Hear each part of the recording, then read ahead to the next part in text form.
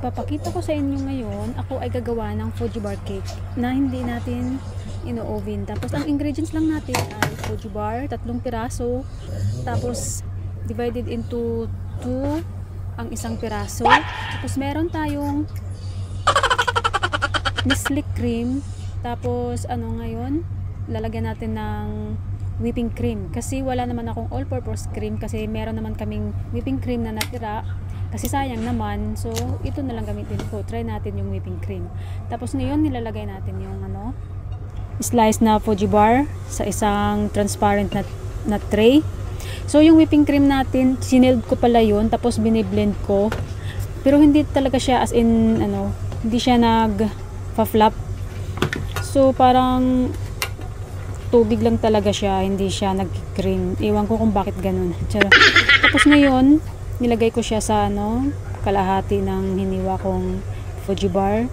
Sana naman ay hindi ako magtatain nito kasi parang yung kineld ko na sa freezer ko kasi nilagay yung whipping cream tapos na siya, yung kulay niya ay nagiging dilaw imbes na puti na, tapos nag-yellow na kasi. Sana naman ay okay lang kapag nilagay ko ito. Tapos ito na nga guys, nilagay ko na yung Fuji bar na naman sa pangalawa. Ayan, toppings ko na naman yan yung Nestle cream with whipping cream. Sana naman ay okay naman ito. Ako lang din naman ang kakain. Sana nga hindi nasasakit yung tiyan ko. So ngayon guys, ito ay aking ipik ko lang to guys Pwede nyo dun gawin pero itong akin kasi akin lang tong whipping cream. Dapat sana ay all-purpose cream. Napaka-simpleng recipe na to pero hindi ko alam gawin kung paano. Basta nakita ko sa YouTube tapos sinusunod pa sa YouTube, di naman sinusunod yung mga ingredients. Gawa-gawa lang ng ingredients ay pastilan. Tapos ito na nga guys, inano ko pa ng mga kutsara. Tapos ayan, may dinudurog akong Fuji bar para toppings na kintahay siya, ganon. Tapos ayan, para magmukha naman siyang cake. Ayan, ganda. Ang sarap tingnan. Tapos takpan natin, i-chisel natin ulit mga 1 hour, 2 hours. Para medyo titigas naman yung yung Nestle cream at saka yung whipping cream kasi parang tubig lang kasi siya hindi ko kasi alam paano yun, parang cream. Chinilled ko naman yan sa freezer pa nga nilagay.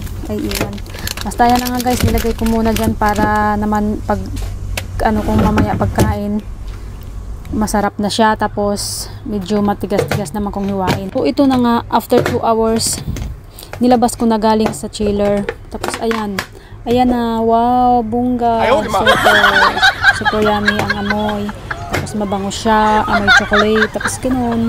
Ayan, maghiwa tayo ng kunting piraso tapos tikman natin kung masarap ba. Kasi ang Fuji bar masarap naman talaga kahit walang cream. Ito nga ginagawa natin. Sana naman talaga hindi sasakit yung tiyan ko dito sa pinaggagawa ko kasi ako lang din naman ang magtitiis ng hapdi at kirot. So ayun na nga. Wow, ang sarap talaga. Sarap tingnan. Tapos tikman natin. Sobrang sarap talaga. Sana naman talaga.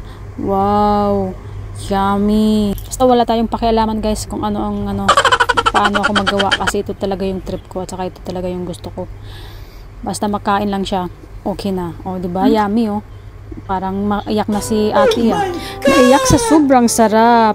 Thanks.